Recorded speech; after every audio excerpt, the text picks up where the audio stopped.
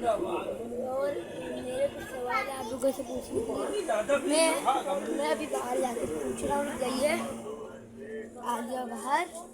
ये सवाल है कि जीके के भारत का राष्ट्रीय फूल कौन सा है, भारत का राष्ट्रीय पशु कौन सा है, भारत का राष्ट्रीय खेल कौन सा है, भारत की सबसे लंबी नदी कौन सी है। इन सवालों के जवाब आप लोग मुझे मतलब कि क्या नाम है इसका, कि लाइक करके बताइए, लाइक करके। जो जो लोग लाइक कर देंगे मैं समझ जाऊँगा कि उन लोगों को पता है कि इन सारी चीज़ों की सवाल। अरे अंधेरा आ जाता है ना गाइस।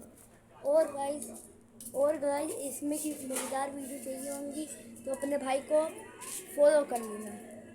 बाय बाय, बने रहिएगा मेरे चैनल पे।